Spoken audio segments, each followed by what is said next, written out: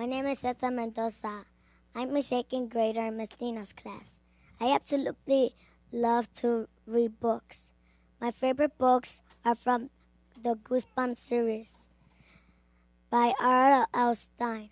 I enjoy these books because it feels emotional, very emotional. I'm excited we're getting new books for the summer. And I want to welcome our special guests, Mayor de Blasio and Carmen Fariña. Wow, you did great. Clap me high. Clap me high. You did good. Wow.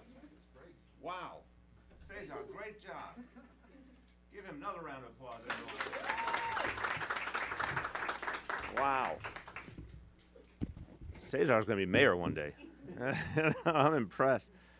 Now, everyone, that was, as you heard, Cesar Mendoza, second grader, incredibly poised, intelligent second grader who loves reading. You love reading, don't you? Yes. Yes, you see that? He's evidence of what reading means. And this is such an important thing that so many young people, as a result of today's announcement, are going to get to focus on reading, including over the summer. And that is so important. We need our kids to keep focus on reading, not just during the school year, but during the summer months when, unfortunately, a lot of kids trail off in their reading. But we got to keep them focused just like Cesar is. I want to thank folks who are here who believe so deeply in helping our young children to continue to develop their reading skills. Oh, there's an unhappy customer. You'll be reading soon, too. I first want to thank the Director for Early Literacy for the DOE, Andrew Fletcher. Thank you, Andrew, for all you do. There you go. And great folks from this school, from the Bedford Park Elementary School, who do such great work to make this school all it is. The principal, Carolyn Heredia, we thank you for your great work. Want to thank the second grade teacher who, where's Jasmine? Jasmine, she's way back there. Jasmine, you're there. Are you Cesar's teacher? Yes. Oh, you did good. Jasmine Lina, thank you. Whatever you're doing, keep doing it. And the reading coach for this school, Kathleen Neer. There are you. Thank you, Kathleen. And also want to thank the man who represents this district in the City Council, has been so supportive of our Equity and Excellence Agenda, Councilman Andy Cohen. Thank you very, very much. Now, look, I just want to say very quickly before you hear from the Chancellor. So Equity and Excellence is the governing concept for our schools. It's the core strategy. And I think it's fair to say the single most important element of Equity and Excellence is getting our children reading on grade level by the end of second grade.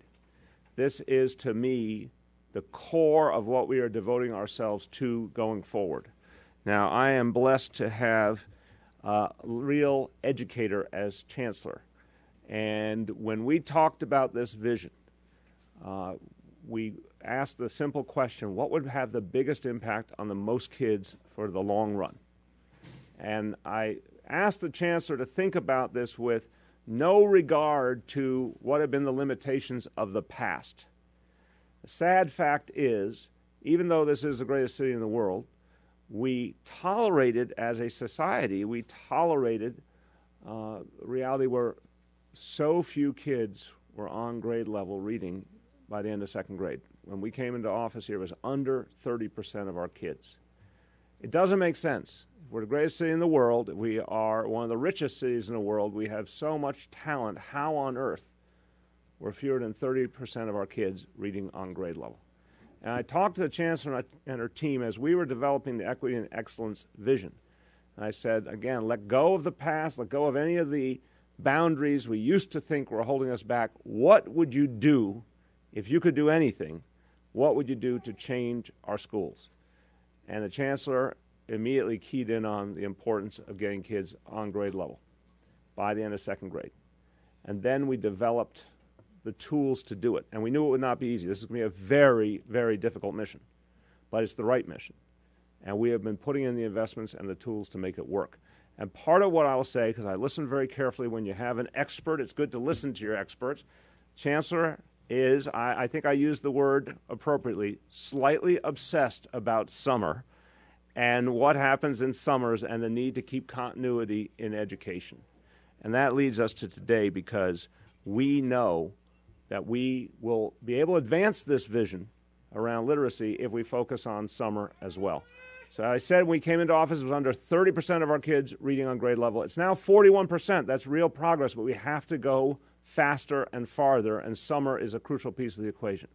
So we are setting a clear vision for what we're going to do during the school year and what we're going to do during the summers. I will note in the school year, and this is because it's Bronx Week, it's so important to focus on the investments in the Bronx, and the Bronx needs some extra investment when it comes to literacy, and we're making that extra investment. Already, there are reading coaches in 72 Bronx elementary schools. They will be in every Bronx elementary school by this September.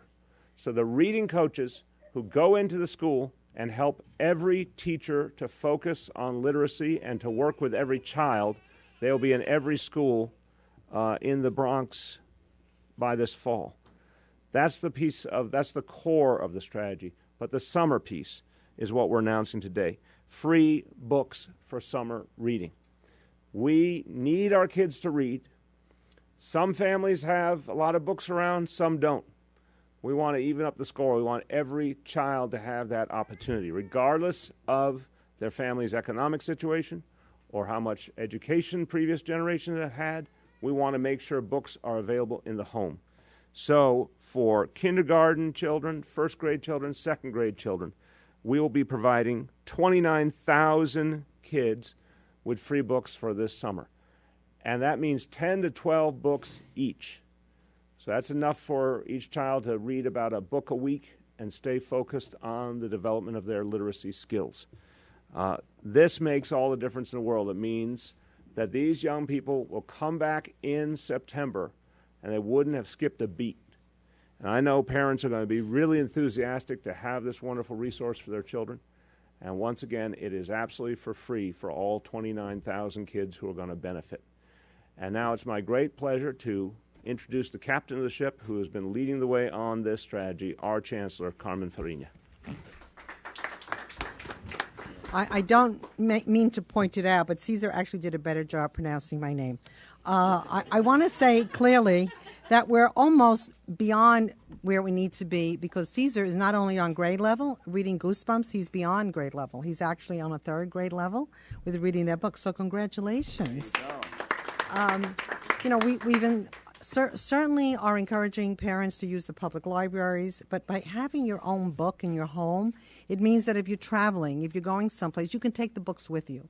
By having the same books for all children, it means when the teachers come back in September, they can have book talks about what the kids read and also do rewards for the kids who have read all the books and how they share it. My other big hope for the summer reading, it's not homework. It's not something you're being forced to do. It's not schoolwork. It's about learning to read for pleasure. We're emphasizing with the literacy coaches reading as a skill. We want summer reading to be reading as a pleasure and something that you will do for the rest of your life. So I am really enthusiastic about seeing these kids leave school with all these books. We'll be having some parent workshops also to get parents to know how to talk to their kids about the books and the packages. So this will be a family endeavor. And I know in this particular family, the mother is very excited, as is Caesar. And you're probably going to read to Andrés, right? Vas a leer los libros, Andrés, cuando sea pequeño, los libros que mandan a casa este verano. So this is literacy for the whole family. It's about portable literacy. It's about reading for joy. And most importantly, it's about coming back in September, having something in common to discuss with all the kids in your own class. Thank you so much, Chancellor. And also want everyone to hear from Councilman's been very, very supportive again of the agenda. He's helped us achieve a lot of what we're doing to change and improve our schools. Councilman Andy Cohen. Thank you, Mr. Mayor. Thank you. I really just wanted to welcome you to the district, welcome you to this amazing school. I love visiting this place. It's so gorgeous. I want to welcome the Chancellor. I know she's been here before, but really just an opportunity to show off something really great in the district. And I just want to thank you for your commitment to the children and helping with the summer reading program. I know that I go to things where I get to read to kids in the library and sometimes at the hospital, and giving them the books, they're hungry for the books. So I think anything we can do to put books in their hands is really going to be have a positive impact. So I just want to say thank you. Thank you. And now, thank you, Councilman. We're going to do some actual reading to the children this way. Come on over.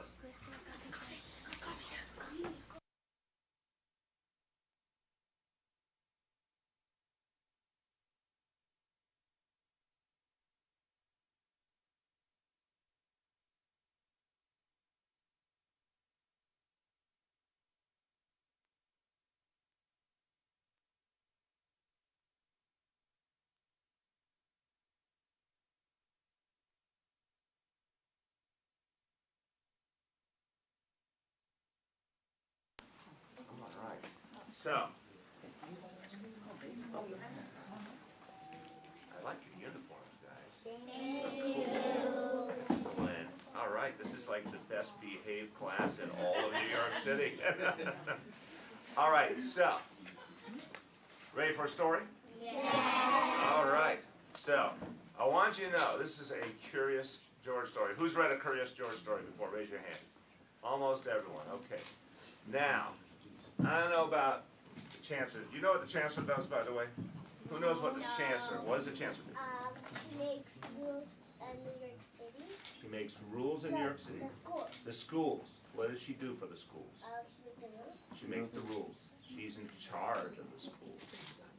Excellent. You know what a mayor does? Who knows what a mayor does? What? The mayor is like the boss of New York City. The boss of New York City. I like that. That's a good definition right there. If only it were so simple.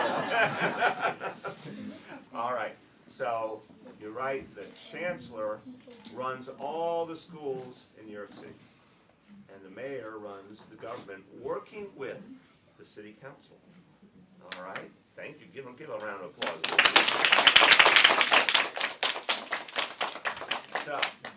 So Curious George books have been around a long time. So I used to read these kind of books when I was a kid. Did you read them when you were a kid? Absolutely. Okay. So Curious George books were part of when we were children. Now they're part of when you're children.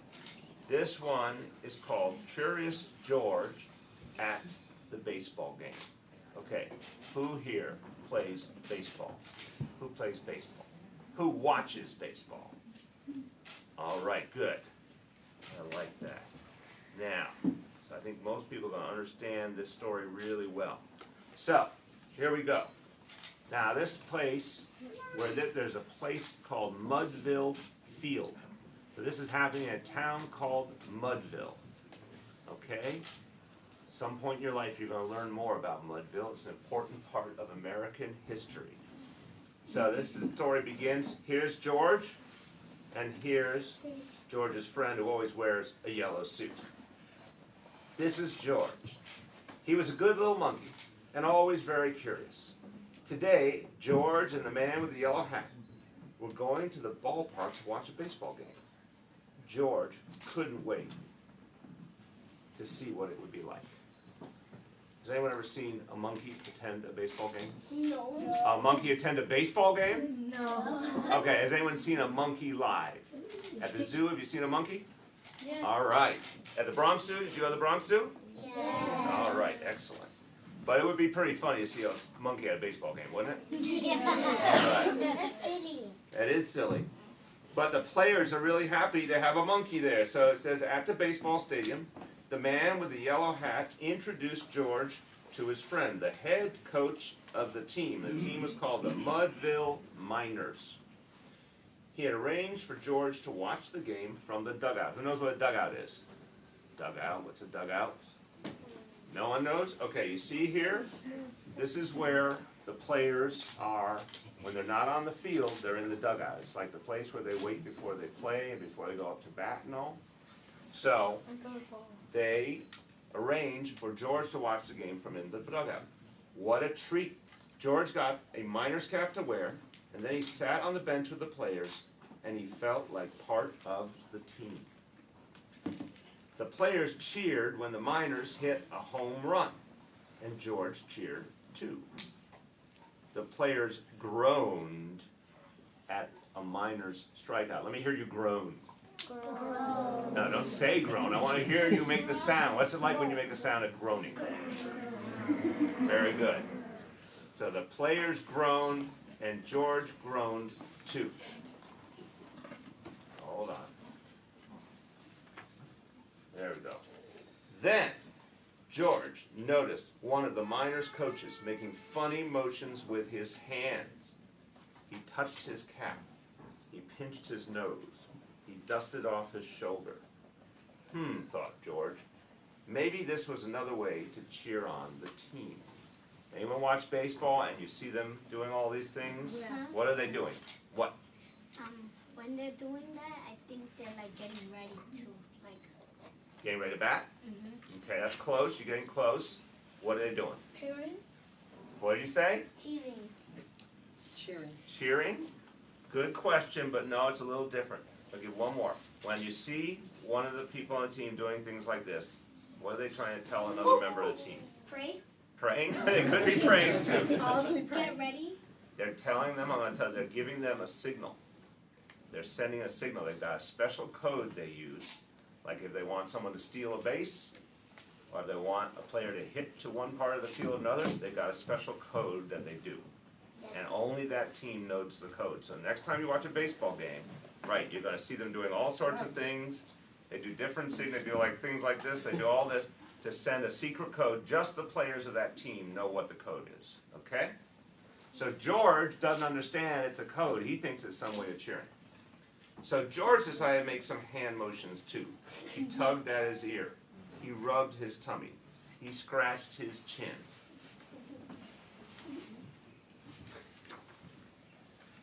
Just then, a minors player got tagged out at second base. And the player pointed at George. He said, "That monkey, he distracted me with his funny signs." Whoops. The coach had been giving directions to the base runner, but George's hand signals had taken his mind off the play. Poor George.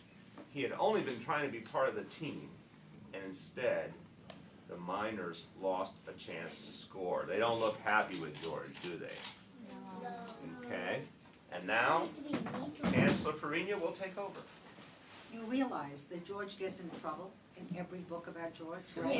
Yeah. My favorite George book is George Gets a Job, and he gets into a lot of trouble. So George watched the rest of the game from the stadium seat, or at least he tried to watch. But there was too many distractions. There was food for sale. They were shouting fans. They were holding big cameras. George is a little bit of a show-off, remember? Yes. He likes to be always in the public eye. The woman pointed a camera at some fans, and look, those fans waved. Is the Jumbotron over here? That's all I know about baseball. Very good. The Jumbotron. Very good. Okay. George had never been on TV. Do you know what Jumbotron is? It's a big TV. That big screen at the baseball park where they show all the plays over again? Yes, so they can look up close to see what they're like doing. Yes. Right, and it's also, sometimes you see fans waving, sometimes you see people proposing to each other, all kinds of things happen in the Jumbotron. George had never been on TV before. Do you think George liked being on TV? Yes. Absolutely. He was very curious what it would be like to see himself on TV. George liked it. "Hey, you," shouted the camera woman. "Cut it out." Because what's he doing on the Jumbotron? He's laughing. He's laughing, he's making faces, and what else is he doing? What's that word we learned before? He's distracted. Very good. Good Very job. good. Okay, because every time he's on the stage, people are forgetting to do what? To do what they're supposed to. You know what? Correct. I'm going to put you on vacation because you're answering too many questions. Absolutely true. That's a good thing, though. Yeah. Oh, George had gotten a little carried away. He ran off with the angry camera woman chasing after him. In the busy stadium breezeway, the breezeway is like a corner as you run through from one part of the stadium to the other. He hid behind a popcorn cart. He waited for the camera woman to pass by. Just then, George heard a noise. And the noise that he heard was a little boy crying. What do you think George is going to do? Cesar, you're on vacation too. Someone else. So what do you think he's going to do? That he wants popcorn. Well, that's true, I'm sure. But remember, George is very curious. Is he going to run by someone who's crying, or do you think he's going to do something else? Okay. When by someone, when the person who's crying. Yeah, he's gonna go talk to the person who's crying and find out what. What would you do if you heard somebody crying? What are you gonna ask that person? Yes. I think they're gonna ask that person why you're crying. Absolutely. You wanna know why the person's crying. Ah, there you are, shouted the camera woman, spotting him. Well, I am lost, said the little boy. I can't find my dad. That's why he was crying. Is that a good reason to cry? Yeah. Yeah, absolutely. If only there were a way to let the boy's dad know where he was. There was a way. What do you think? How do you think they're going to let the dad know that they found the boy? They're putting him in camera so they could find him. And where is that camera going to show where he is? In the stadium. And what's that big word I told you? Jumbotron. Jumbotron. So that's a new word for you Today's guys. word is jumbotron. Yeah, absolutely. And there he was on the big screen for everyone to see, including his dad.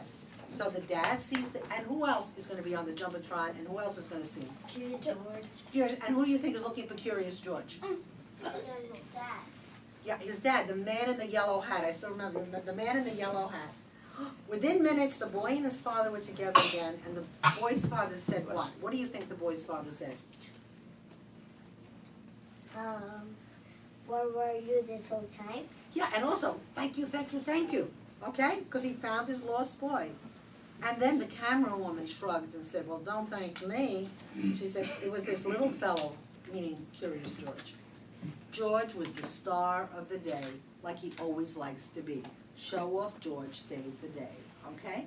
And this is one of the books that you're going to get to take home and read over and over again. So that now, and how many of you have little brothers and sisters at home? So this is a book that you have to read to your young brothers and sisters. Okay, who's Okay. going to read this book to your little brothers and sisters? You're all going to volunteer to do that? Are you going to help them to learn too? Okay, who's ready for a book? We also want you to start having your own libraries, and maybe you can get a bookcase in your house to start saving the books that you get, because you're going to get a lot of books to read over the summer. Okay?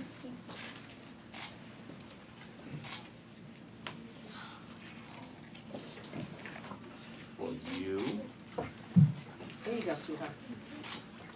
Who else? Everyone there? Young lady, you got one? There you got it. Okay. Everyone get a book? All right. So you make sure when you go home over this summer, you read it, and then you read it with your brothers and sisters. And it's going to help make you smarter, and it's going to help make them smarter too. Does that sound good? Yeah. And you know what else I'm going to suggest? That after you take this book home, that you go to the public library, and you actually, I think there are about 20 books Oh, yeah. now, There's a lot. Curious George, and some of the books were actually written by the original author, and some of them were added later on because they were doing such a great job of being sold. So some of them were not even around when we were. So enjoy them, and let's see how many Curious George books you can read.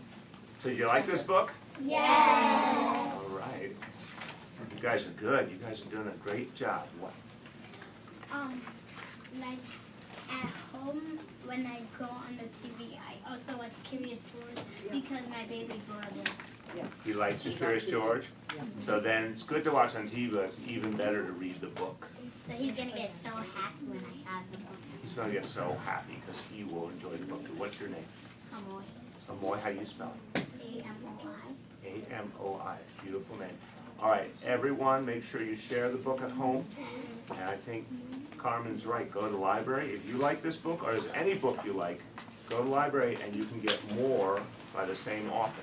So if there's any kind of book you really like, you But can there's- become an expert in that But there's book. also something special about this book, Cesar. It's also written in Spanish. This book is written in English and Spanish, so if your parents do not read English, they can read it in Spanish. So you can actually do this book in 2 languages. For example, here, a Jorge le gustaba verse en la pantalla. La pantalla is the other word for Jumbotron. So now you can read it in 2 languages. It sounds better in Spanish. How many people here, how many of you speak Spanish? Wow. So you can enjoy the book in both languages. Okay? It's very cool. It's really been fun being with you guys. Who's going to slap me high? Fly me high. Fly me high. Who's got me? Who's got me? Come on, sweetheart. You can do it. Come on. Reach over. Whoops. Reach over. Stand up if you got it. Okay. Who's got me? Who's got me? Who's got me? You got everyone? Yeah. No? Who'd I miss? All right. Okay, there you go. Good job, everyone. Good job. All right. It's been really fun being with you, and have a great summer, okay? And make sure you read a lot. Okay, guys? Yeah. All right. It's good to see you.